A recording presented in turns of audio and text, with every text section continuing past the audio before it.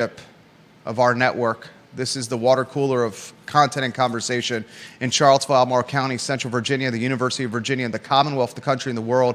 We are unfiltered. We're unabashed. We're unafraid. We're real. We're frank. We're authentic. It's not. I don't want you, the viewer and listener, to like and agree or with everything I say. I'm going to relay commentary and analysis that I believe in to you, the viewer and listener, and then it's up to you to determine what you're going to do with it.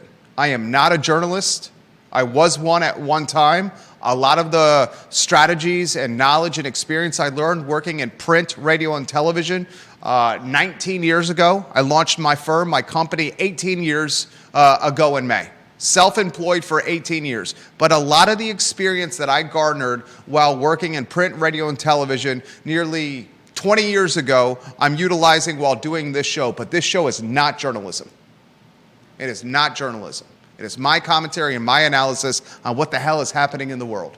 And today we're going to talk about taxes and Virginia Democrats on, from my standpoint, how they're about to make living in the Commonwealth of Virginia much more expensive as 50 new tax bills have been introduced. And, you know, I'm going to scratch my head and just kind of reflect to just a few months ago where on the campaign trail, Abigail Spanberger, the newly minted governor of the Commonwealth, the first female governor in Virginia history, how she was promising Virginians on the campaign trail that this was going to be a campaign, and if she's fortunate to get elected as the governor of Virginia, she would be focused on making affordability a priority for Virginians. Well, it looks like already that's not the case. I want to talk about that on the show. I want to talk about 50 new tax bills that have been introduced by Virginia Democrats, including some of them by category and or name. Judah Wickower. We're going to talk the Jefferson Council on today's program. I had a report earlier this week on the I Love CVille Network. It came out on Tuesday, actually Monday evening. Came out on Monday evening. I cited two anonymous sources that were extremely close to the hiring process. And these two anonymous sources relayed information to me that former UVA Law School Dean Risa Goluboff, the first female dean at the UVA School of Laws in the UVA School of Law's history, is atop the short list to replace Scott Beardsley as president of the University of Virginia. We reported that. We stand by it. Risa Goluboff is credentialed, experienced, has degrees from Harvard and Yale and Princeton. She is on paper what a school president looks like. Now the Jefferson Council has some commentary and some analysis and some background and some color and insight into Risa Goluboff and why she may be a shortlist candidate to replace Scott Beardsley as president of the University of Virginia, confirming what I published on the I Love CVille Network on Monday evening. We're going to talk about a hit piece, one of the most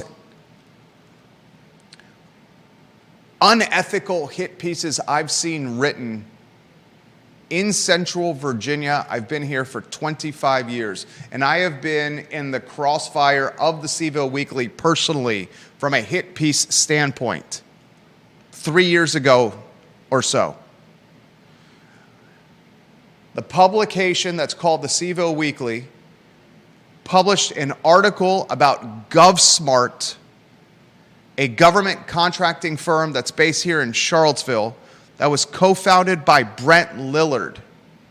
This reporting, I'm calling it a hatchet job effing hit piece, compared in the article GovSmart and Brent Lillard to IBM and its ties to Nazi Germany and doxing Jews during a world war. And even that is questionable. I now have been relayed information that I'm going to pass on to you in minutes on the I Love CVille show, why I can confirm that this was a strategized hit job. That story in about 10 minutes on the I Love CVille show. Giddy up and get ready. We'll also talk on the program about Charlottesville City Council during a retreat. They've been briefed by a financial advisor that revenues for this coming fiscal year may be flat or down. This financial advisor highlights macroeconomic circumstances and trends, and this financial advisor also highlights some trends associated with real estate property assessments and how in the city of Charlottesville, they're not increasing or escalating like they once did. Furthermore, I'm going to add a little color to this as well. What no one is talking about right now is the ice and snow that's impacted Charlottesville and Albemarle County and Central Virginia and much of the country, certainly here in Charlottesville and Albemarle and Central Virginia. This ice, this snow, this precarious inclement weather, the businesses and the people that are getting hurt the most by this are the locally owned and operated small business mom and pops. This ice, this snow, this inclement weather, these tough driving conditions, the difficulty of parking anywhere, they're not impacting the Fortune 100, the Fortune 500, the Fortune 50, the big box brands like the Amazons, the Walmarts, the Targets.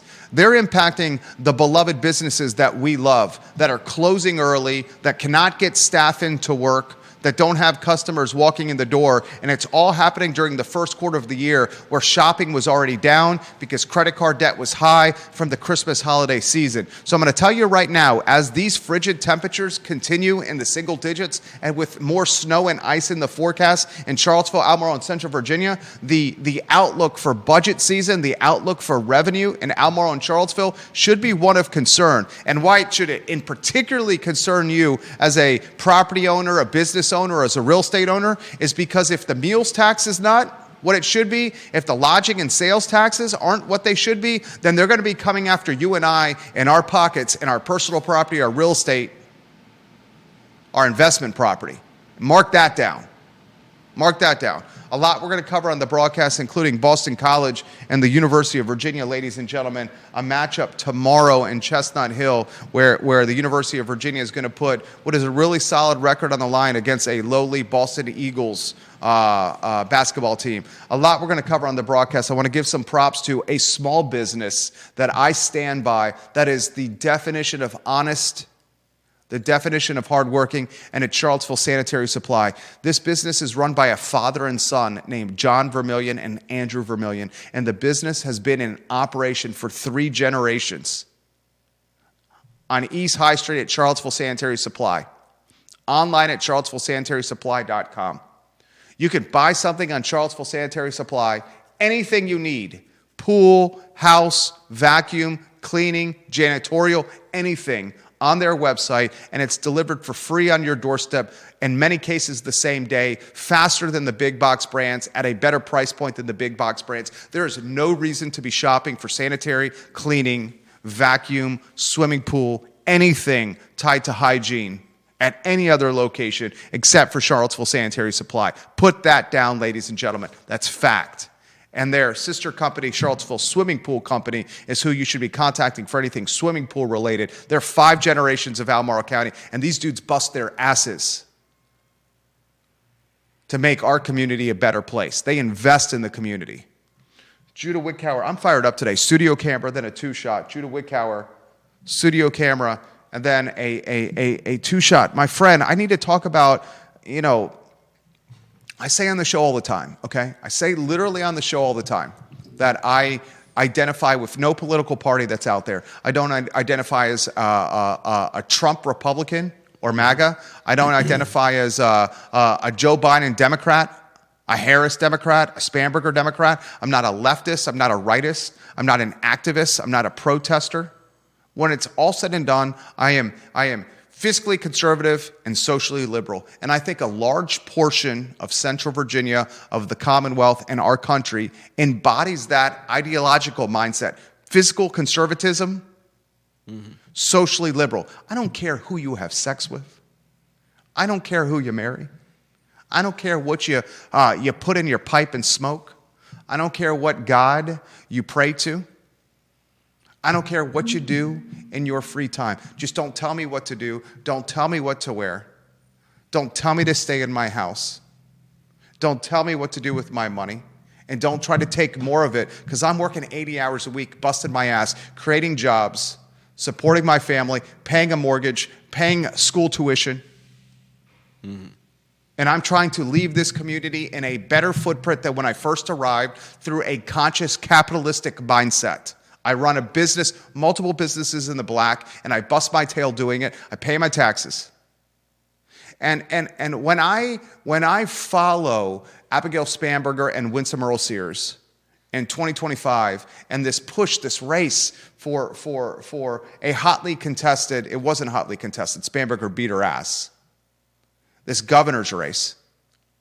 I remember things, just like when I remember when Terry McAuliffe said not once but twice but 3 times that parents should not be involved in their schools and their children's education in public schools. Yeah.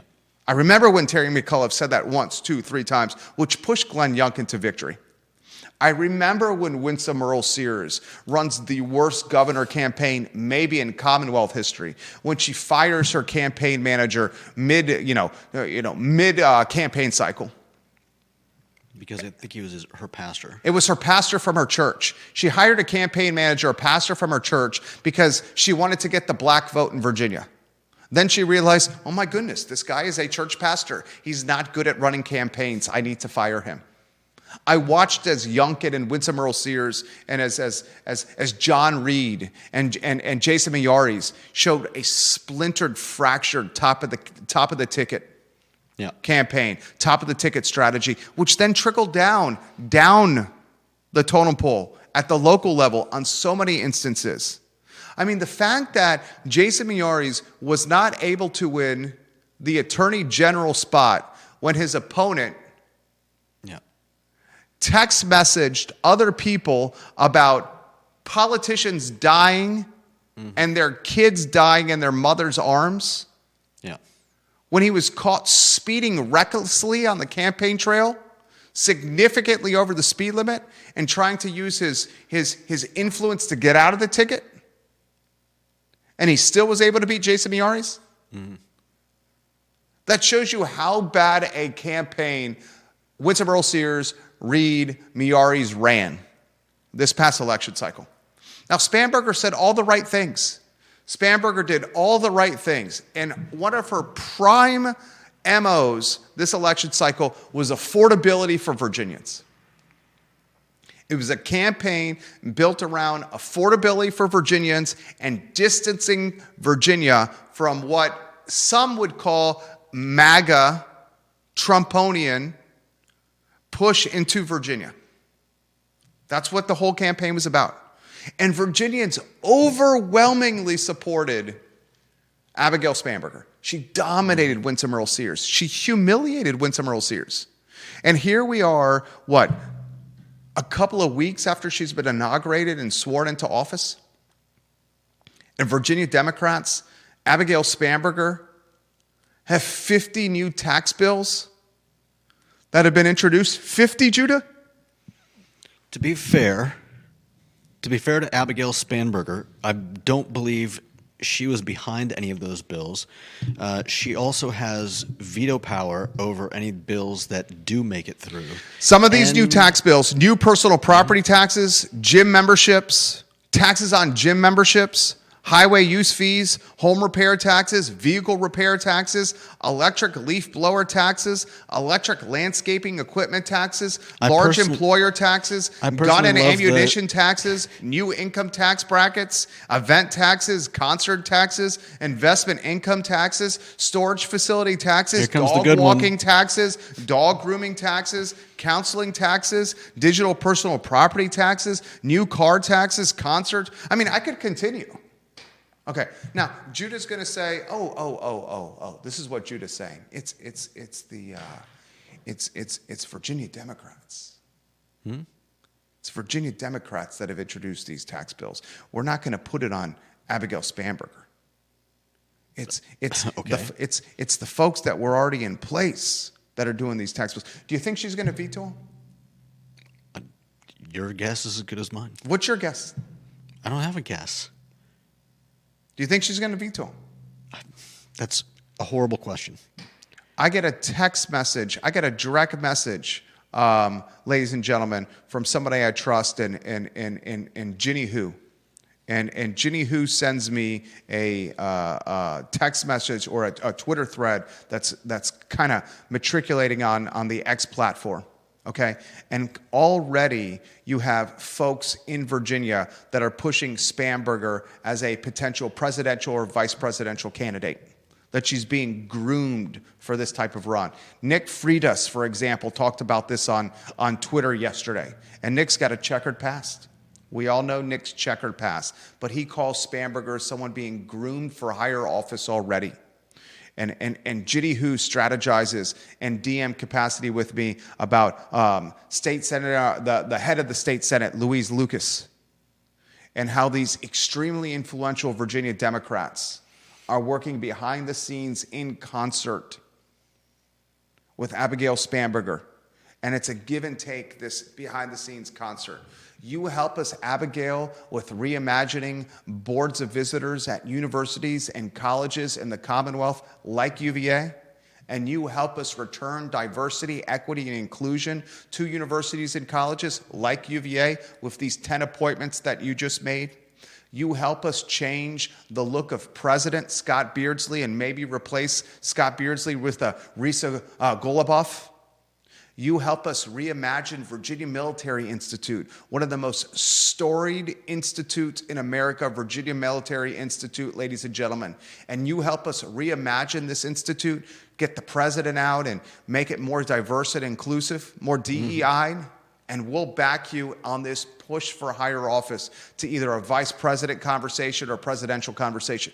Help us by reimagining the BOV at VMI, by putting a Ralph Northam on the board. Imagine the lunacy, the asinine, the hypocrisy.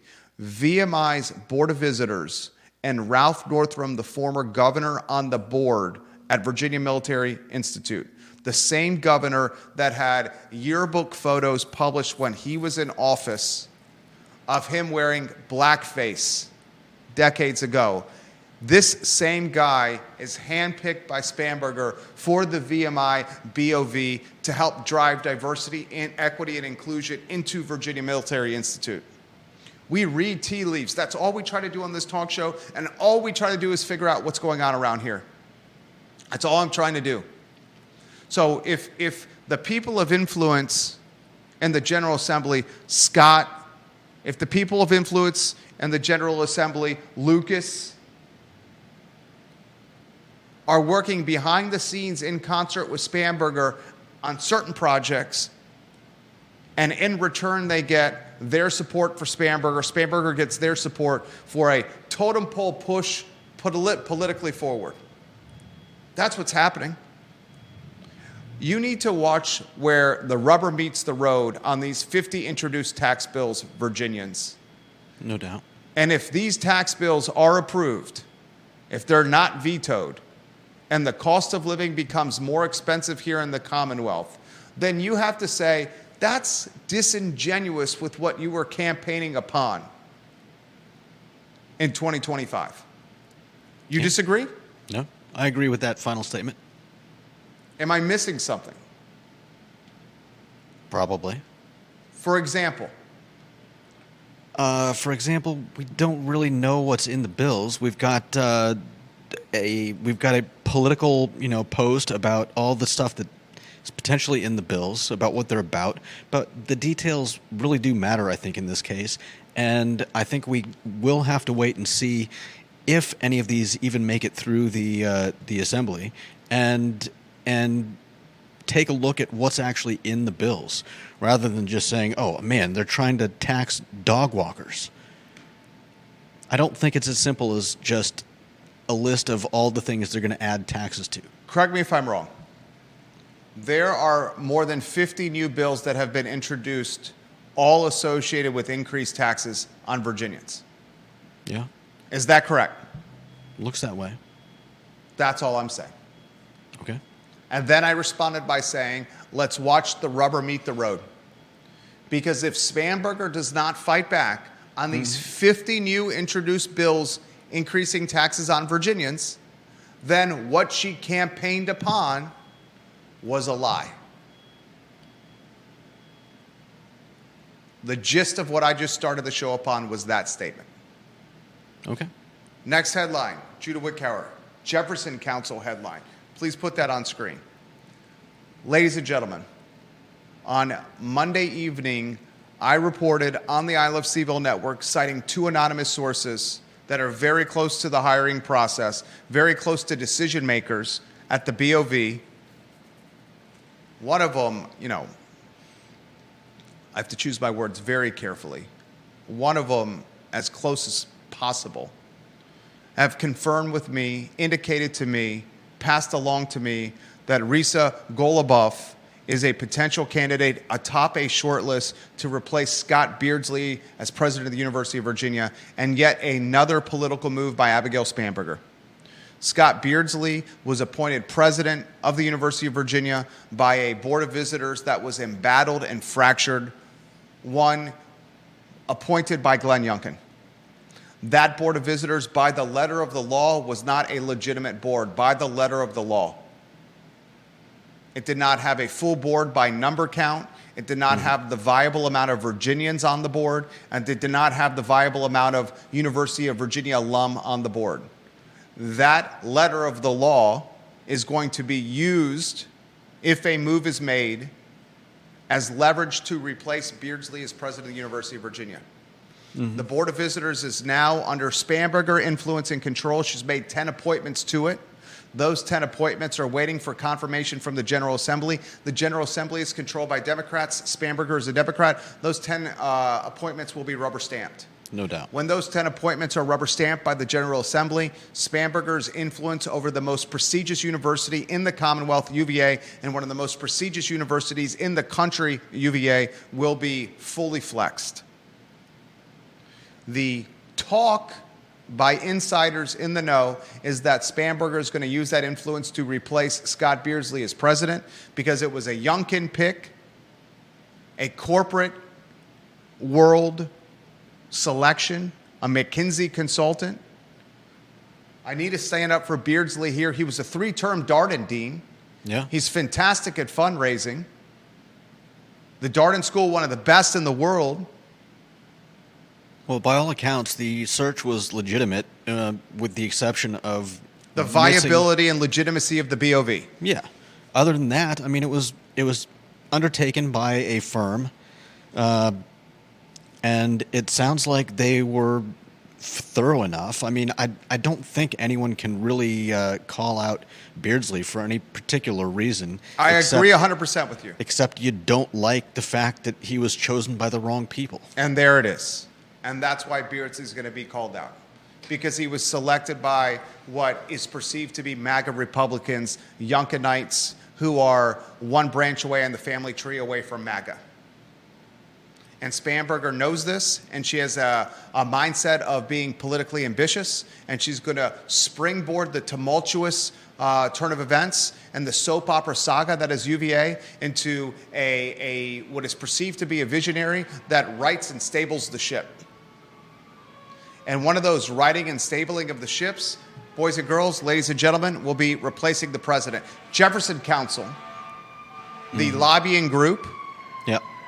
an entity, a nonprofit whose focus, the Jefferson Council, is to return Jeffersonian principles to the university, the one sanction honor code.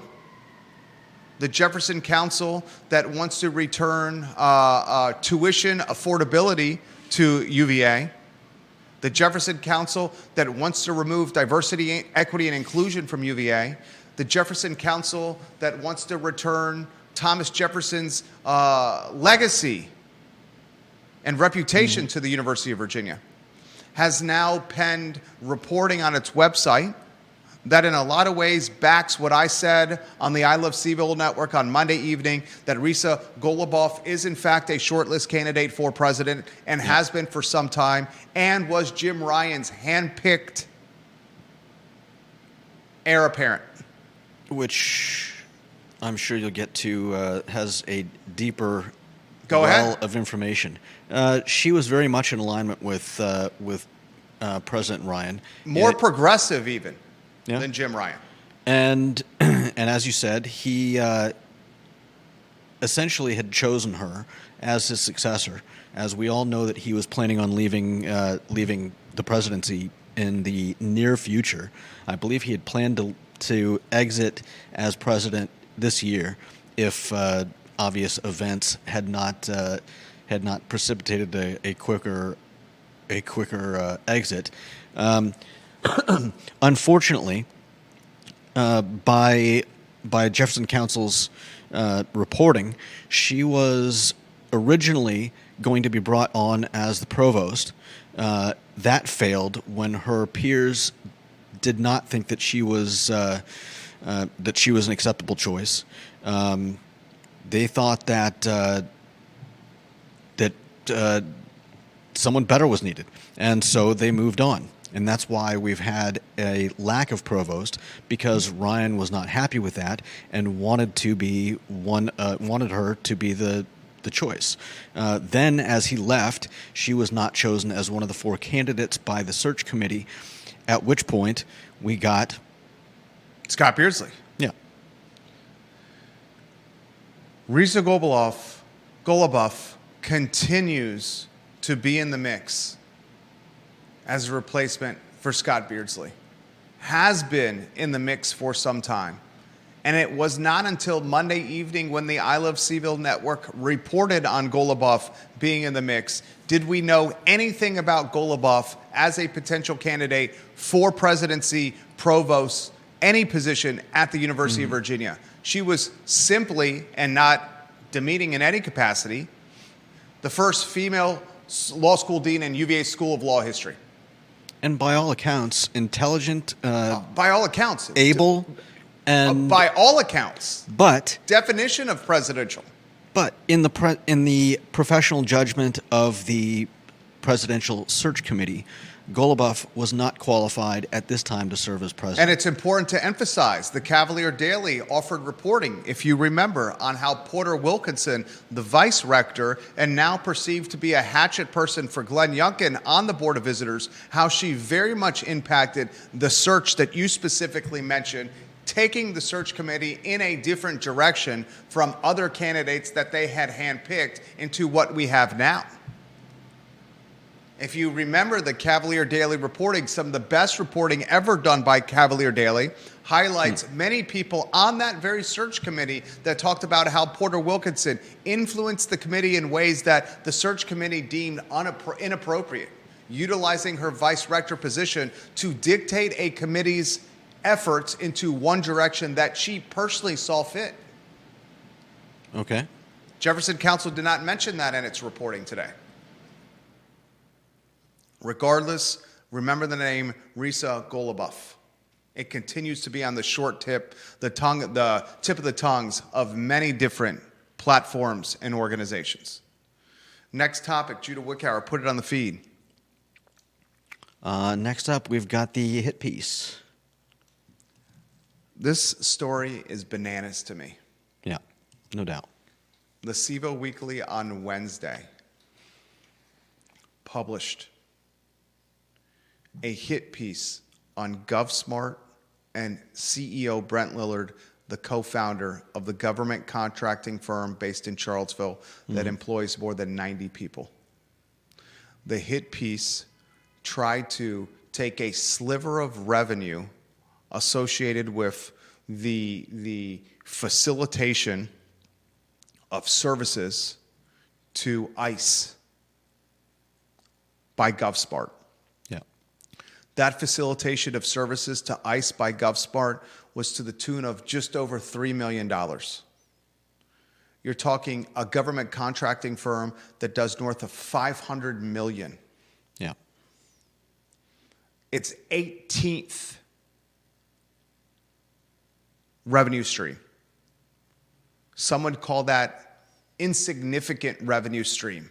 $3 million and change when the company's doing $500 million in top line. I would call that peanuts. Minuscule. Regardless, the C-Ville Weekly chose to highlight a $3 million revenue stream in a company that does north of $500 million as the basis for its reporting. And I said, Jesus, on Wednesday I said, this is ridiculous. Why would the C-Ville Weekly, who is barely staying in business, who cannot afford an office anymore, who's literally giving up its office on the downtown mall, the sign's still there, it's a dark hole in a cave, they don't work, they work hybrid, who's still clinging to a print advertising business model. Everyone knows that the print advertising business model is the yellow pages, Morse code, the dodo bird, Tom from MySpace. That's what the print advertising business model is. They're so desperate that they are running a call to action campaign. Please subscribe to us or donate to us. Why would you subscribe to something when it's given to you for free? Yet they're running hit pieces on Wednesday on local businesses that support charities, employ more than 90 people, own real estate, and contribute to the community. I was left scratching my head. I'm like, what the hell is going on? This doesn't make strategic sense for its owners, Blair Kelly and Bill Chapman, to do. Yeah.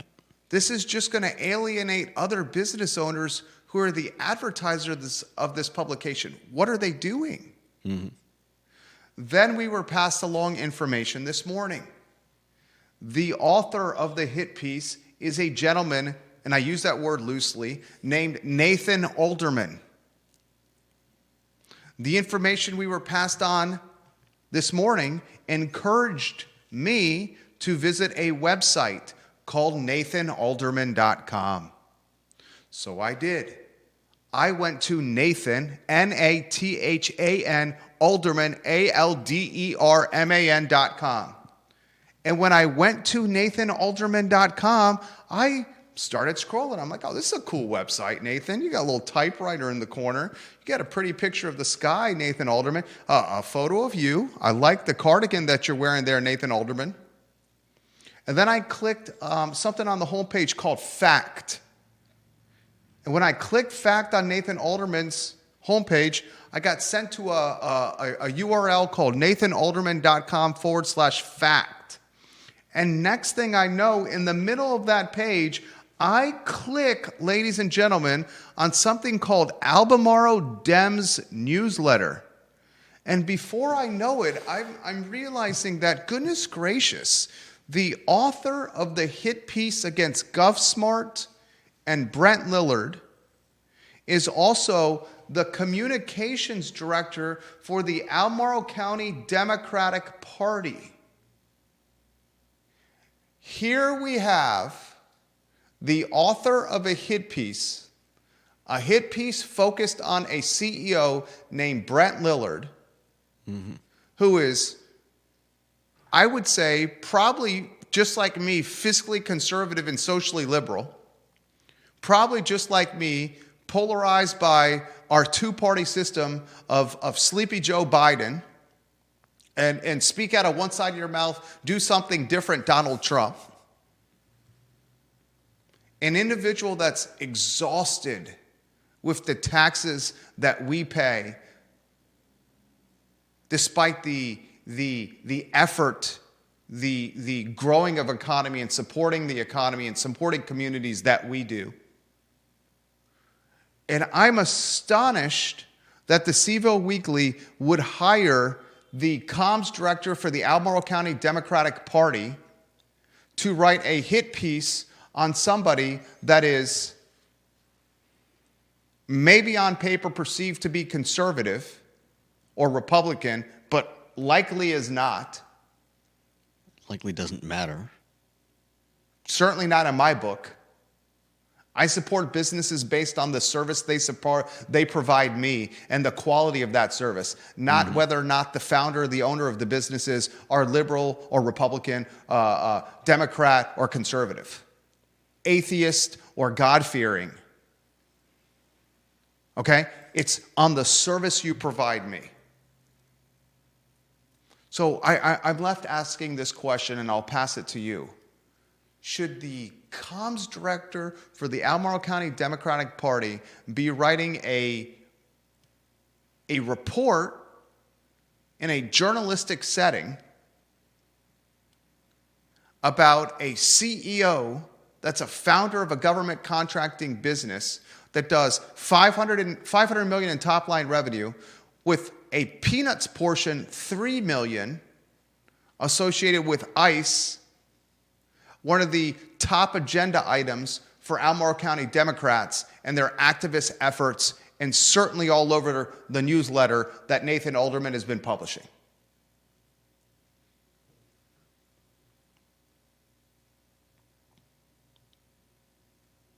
Yeah. I'm more surprised by the fact that CVille Weekly actually published the article. If I had to guess, nobody read it. They just put it up there. The guy that is publishing communications for Albemarle County Democrats on activism and protests tied to immigration customs enforcement is then moonlighting as a reporter in a newspaper, hatchet jobbing a government contracting firm that has $3 million in contractual ties indirectly to ICE. The ethics or the crossroads behind employing a political communications director who also is able to utilize a media platform to attack business owners locally is, I think the C-Ville Weekly's put this in the past, dubious at best.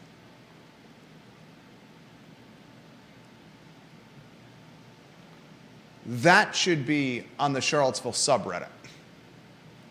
Not the cars the guy drives. Yeah. Not the hobbies he does in martial arts. Not the political leanings from his Facebook page. And if memory serves correct, and I'm going to ask him on Tuesday, because Brent's going to be on the I Love CVille show on Tuesday at 12:30 p.m. to talk about this story. I believe his wife is Brazilian.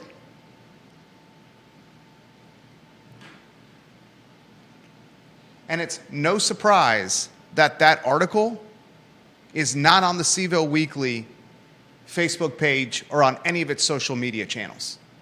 I can assure you, after Tuesday and Wednesday, after Wednesday, Thursday, and today's show, that Bill Chapman and Blair Kelly told somebody at the C-Ville Weekly, well, I don't know how they would tell them, they don't have an office anymore. I guess they're going to communicate with them through Instant Messenger, Facebook Messenger, the group WhatsApp. Not to social media syndicate this hatchet job, and shame on you guys for doing it, because any other business owner locally in Charlottesville, Albemarle, and Central Virginia is going to think twice over ever advertising in this publication again. No doubt. Am I missing anything? Yeah.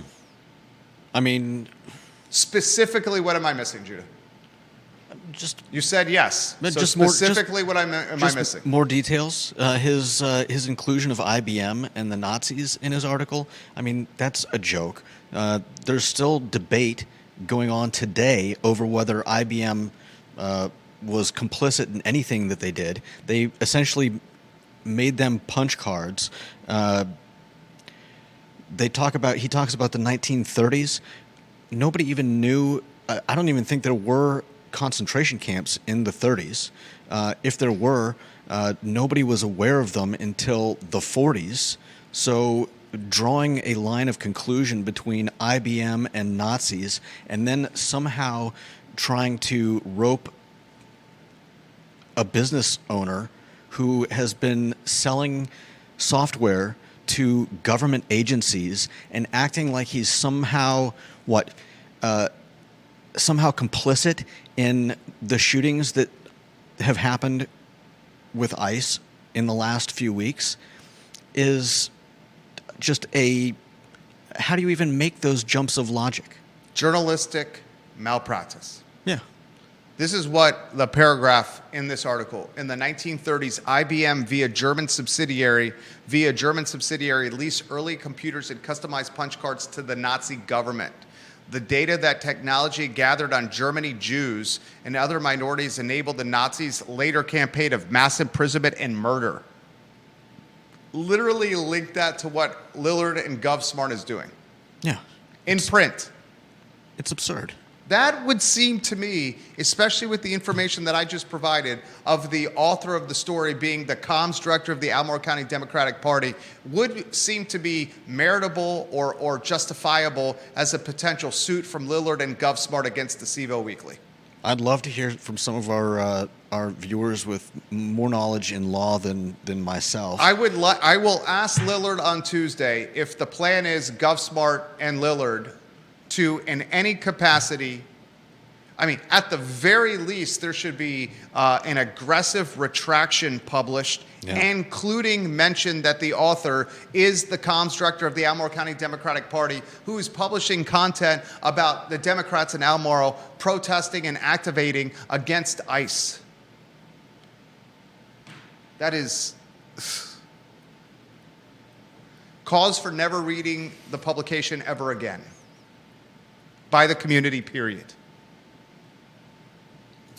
It's definitely egregious.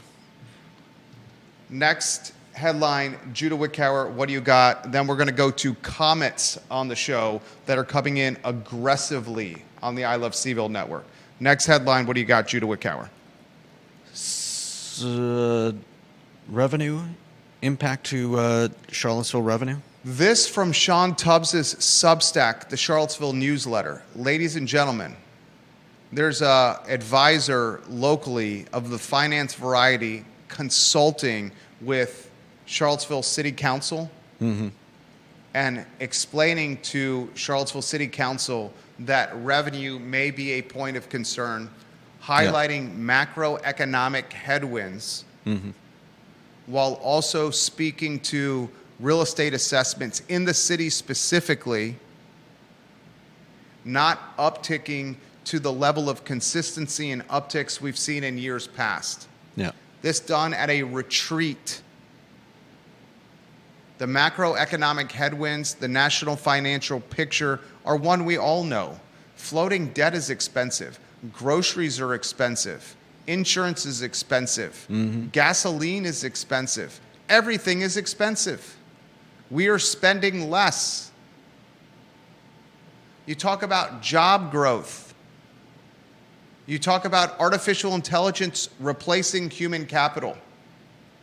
You talk about headwinds macro-wise.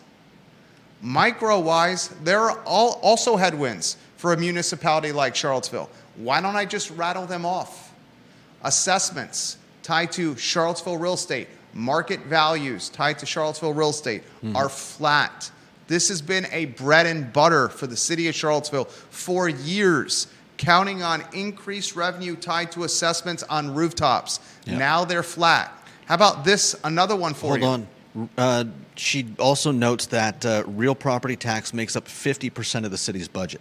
Yeah. I think that's important to note, considering the fact that, like you said, with roofs being flat, not raising, they're not getting any more money from that, and that's half the budget. Half the budget. How about more for you? Look at the downtown mall. The most important 8 blocks of commerce for the entire Central Virginia region, the heartbeat of the region, and clearly one of the drivers of revenue in the city. It's seen way better days, and that's an understatement. It has not recovered post-COVID.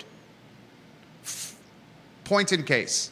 Until the city has a true heart-to-heart about the houseless population and the impact that the houseless population is having in downtown Charlottesville, it does not see the forest through the trees. We can help the houseless population and offer the houseless population a hand up, not a hand out, but a hand up. But that hand up does not have to be on the effing downtown mall. Yeah.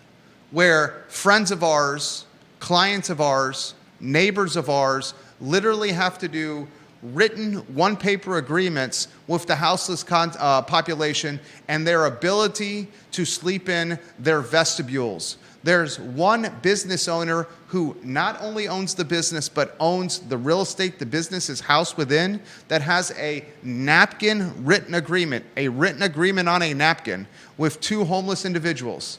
And the agreement says, if you do not pee, poop, or puke in my vestibule, and if you leave the vestibule by 7 a.m., I will allow you to sleep here overnight.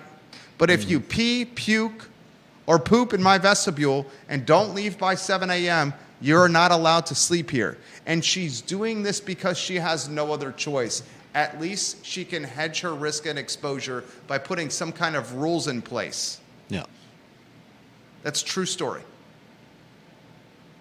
How about another micro headwind? The entire month of January lost for commerce because of snow and ice, now creeping into February. How about another micro headwind? Did you know that there's an actual protest today? And the protest today is a national protest centered around ICE. And the protest is no schools, no local shopping, no, what was the effing, it was mind-boggling, the protest. I want to call it up again. The protest was mind-boggling. It was, did you see it? I did not see that. I need to get the exact. Well, school was not a problem. No, some people are in school today. Are they? Oh, yeah. Unfortunately, our maniacs are not. The protests, I literally saw this. It's all over Reddit. It's all over social media. What are they calling it? An ice out?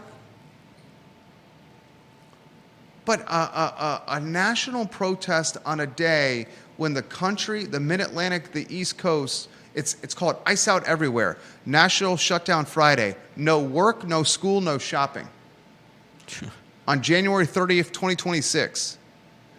Do the protesters realize with the no work, no school, no shopping, the ice out, that the only people that they're actually helping is the Jeff Bezos, the Amazons, the Walmarts, and the Targets of the world? Yeah. And the people that are actually negatively impacting by the no work, no school, no shopping, the people they're negatively impacting is the stay-at-home mom, the stay-at-home dad, the adolescent, the small shopkeep, the mom and pop business owner that is literally trying to rub 2 pennies together to make 3 cents to keep the lights on. The level of out of touch with a no work, no school, no shopping protest during the middle of a once-in-a-generation ice and snowstorm is disheartening at best, disgusting more realistically. Yeah. How's that for another micro headwind for Charlottesville's budget? Yeah.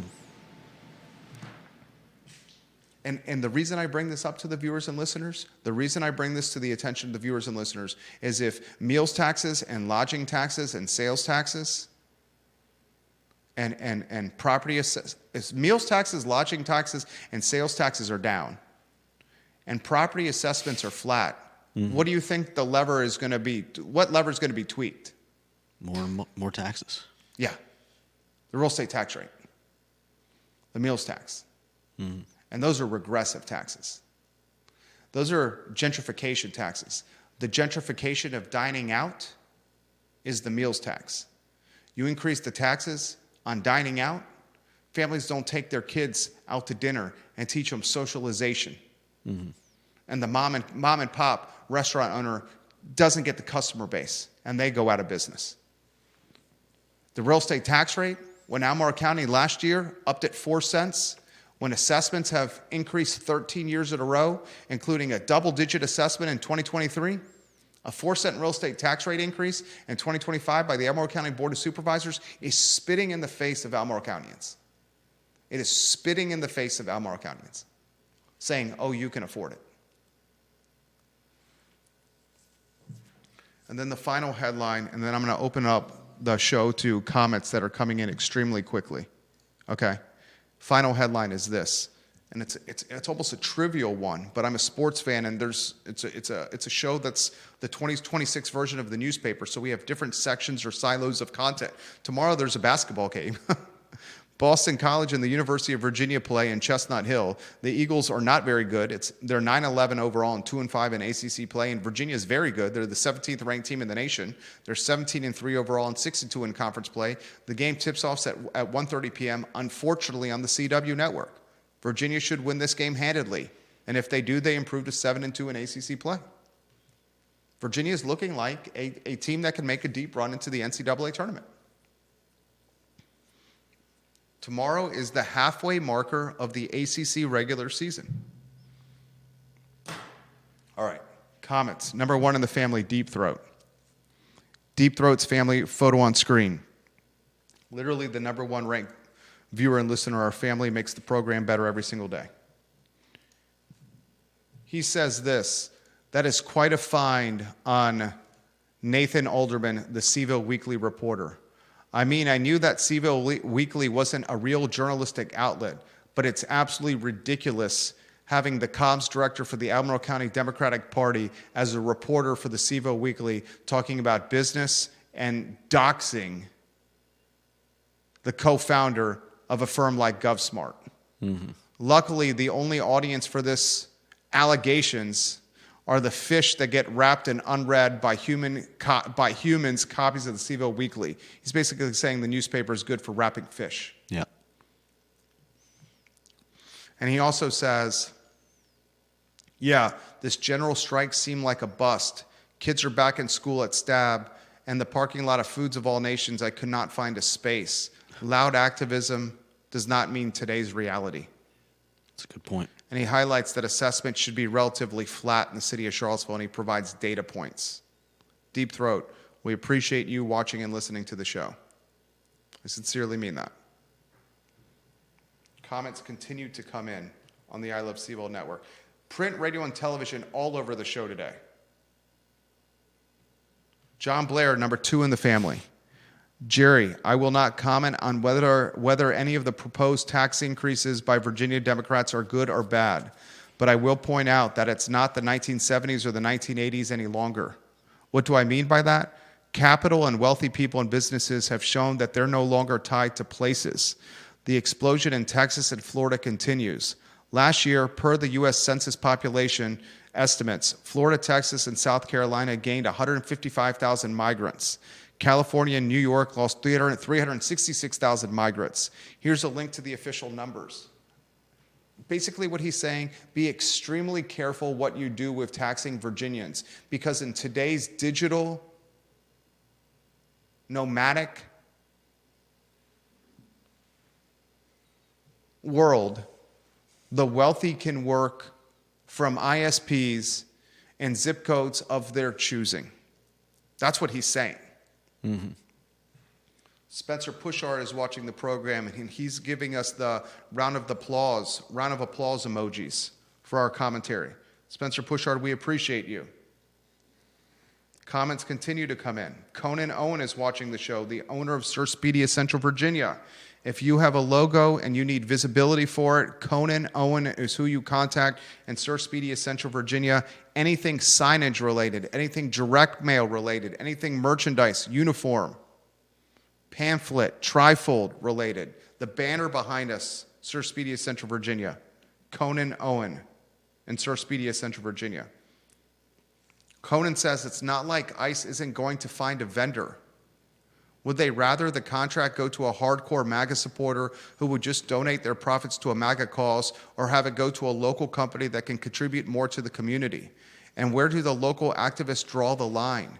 Do we boycott the Hilton Hotel Group, Draftsman, the Graduate, the Hampton Inn, because they have a corporate contract with the feds?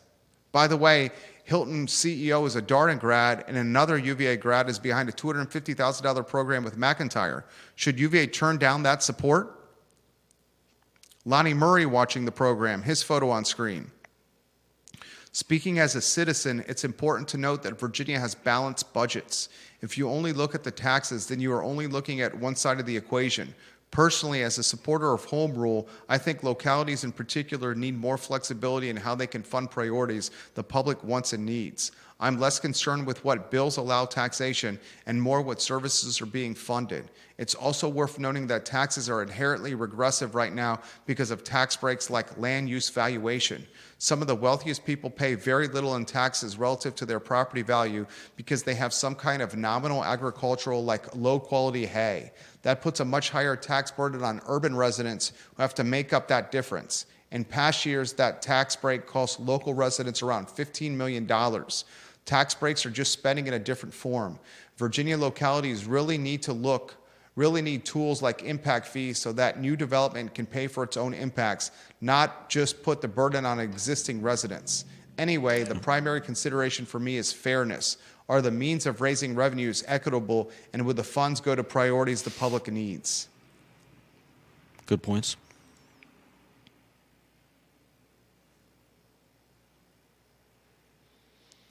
Georgia Gilmer, the potential ban on gas-powered leaf blowers and then a tax on electric-powered landscaping equipment is insane. That's from Georgia Gilmer. Insane.